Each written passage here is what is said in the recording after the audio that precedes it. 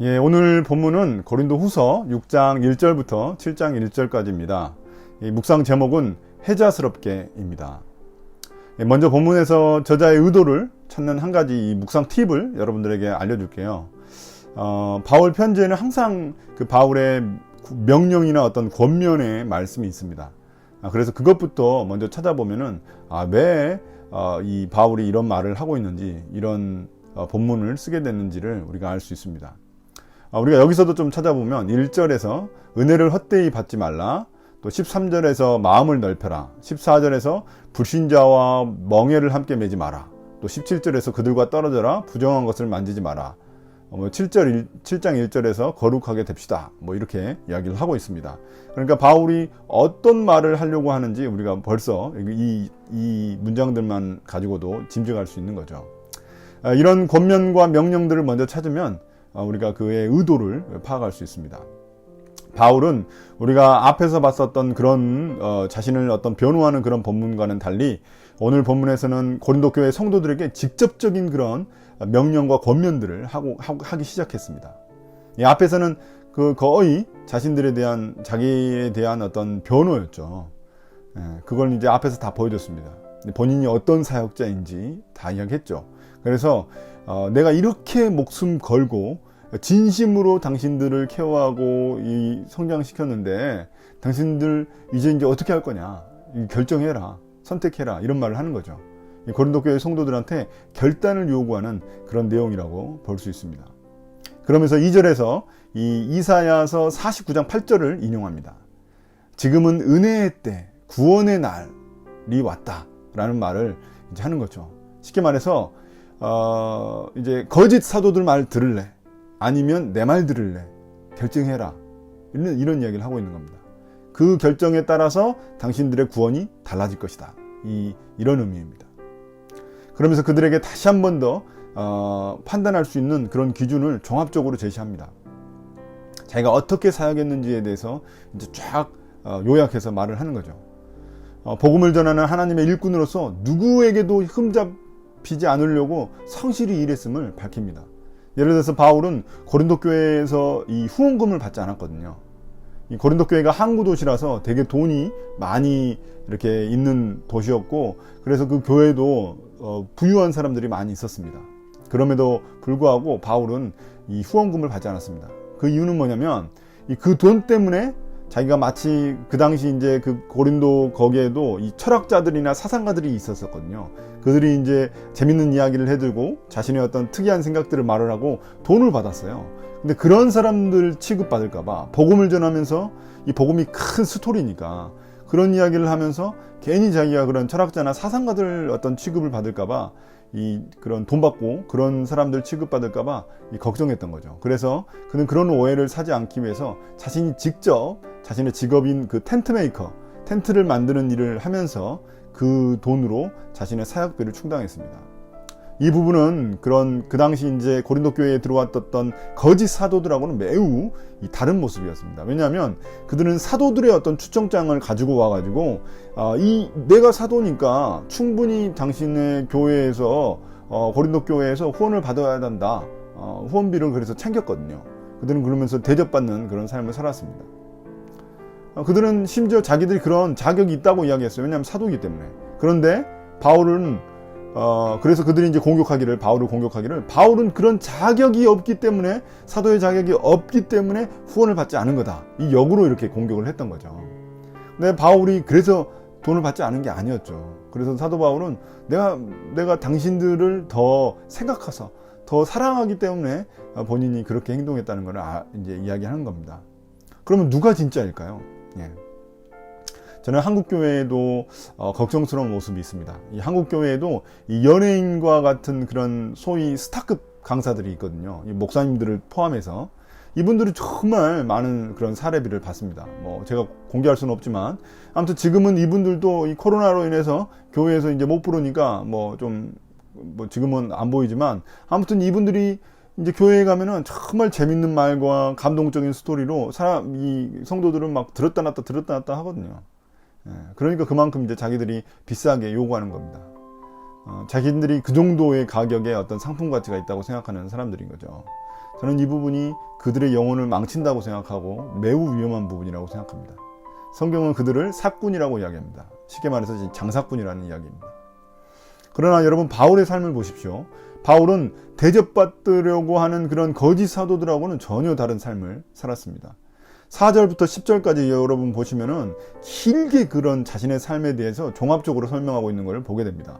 5절에서 매맞고 옥에 갇히고 자기 때문에 난동이 일어나고, 또 이게 여기서 말하는 이제 수고는 이제 심한 노동인데 심한 노동을 하고 잠도 못 자고 굶주렸다고 그렇게 이야기합니다.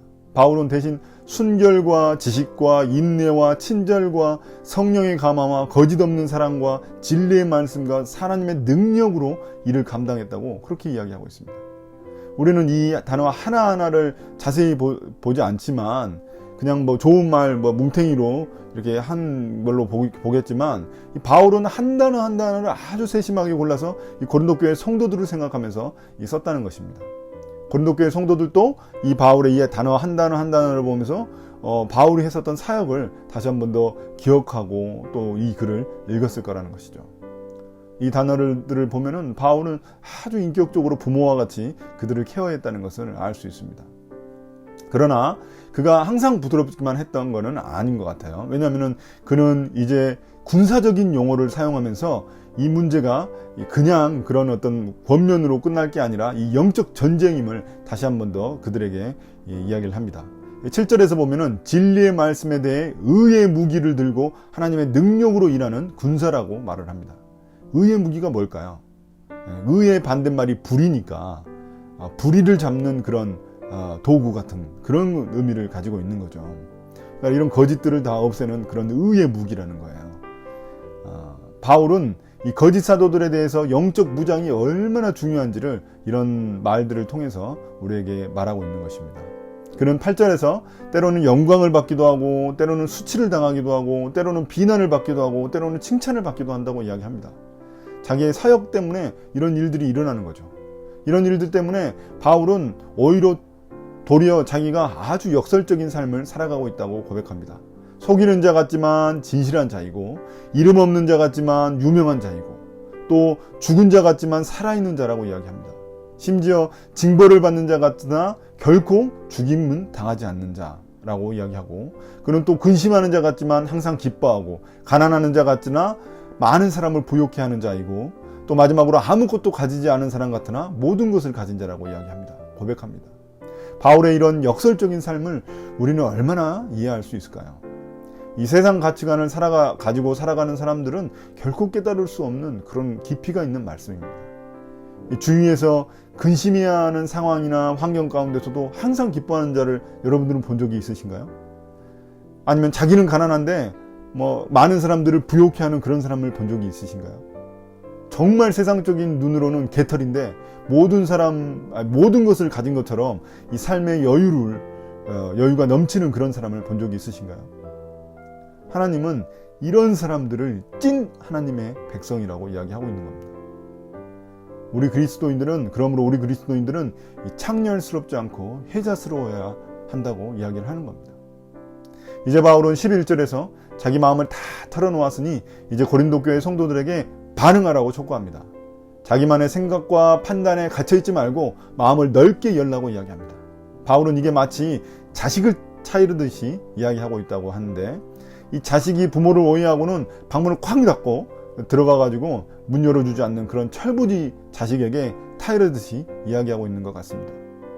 바울이 원하는 것은 그들을 강제력을 동원해가지고 그들을 어떻게 하는 것이 아니라 그들의 자발적인 반응을 바울은 요구하고 있는 겁니다. 바울은 이제 14절에서 좀 더 강하게 이야기를 합니다. 이 문제가 아주 중요한 문제이기 때문에 그렇습니다. 그들이 거짓 사도들에게서 이제 떠나라 라는 의미로 여러 가지 비유를 사용해서 말을 합니다. 여기서 믿지 않는 자들과 멍에를 함께 매지 말라고 하는 것은 우리가 흔히 알듯이 불신자들과 사귀지 말라 이런 의미가 아닙니다. 이것은 분명히 이 타겟이 분명히 정해져 있습니다. 그 타겟은 이 거짓 사도들에 대한 내용이라는 것을 우리가 잊지 말아야 합니다. 한마디로 말해서 그들과 교제하지 말라는 의미입니다. 그래서 빛이 어떻게 빛이 어떻게 어둠과 함께 할 수 있고, 벨리알이라는 이게 우상인데 어떻게 그리스도를 섬기면서 벨리알도 섬길 수 있냐고 반문합니다. 그는 그 근거로 에스겔서 36장 27절부터 28절을 들어 설명하고 있는데요. 이는 에스겔서에서 하나님이 이스라엘 백성에게 새 언약을 주시면서 하셨던 그런 말씀입니다. 그 내용의 요약이 뭐냐면, 이제 우리가 하나님의 백성, 하나님의 자녀가 됐다는 것입니다. 하나님의 백성들은 결코 부정한 것을 만지지 않는다는 겁니다. 다시 말해서 쉽게 말하면, 한마디로 말해서 그 거짓 사도들과 멀리하는 겁니다. 그들과 교제하지 말라는 겁니다. 그것이 바로 자신들을 깨끗하고 거룩하게 지킬 수 있는 길이라고 이야기합니다. 여러분, 그럼 여기서 우리에게는 거짓 사도들이 어떤 존재들일까요? 우리가 거짓 사도들 하면은 이제 현대에도 우리가 이단이나 어떤 사이비들을 생각해 볼 수 있겠죠. 그렇지만 저는 더 무서운 것은 세상 가치관들이라고 생각을 합니다. 이 대표적인 게 저는 세 가지로 보는데요. 이 성공지상주의, 또 승리지상주의, 또 소비지상주의, 이 세 가지가 가장 위험한 거라고 생각합니다. 왜냐하면 이게 이 무분별하게 교회 안에도 들어올 수 있기 때문에 그렇습니다. 저는 이 현대사회에서 세 가지가 교회와 성도들을 망칠 수 있는, 해칠 수 있는, 멸망시킬 수 있는 가장 위험한 독이고 무기라고 생각합니다.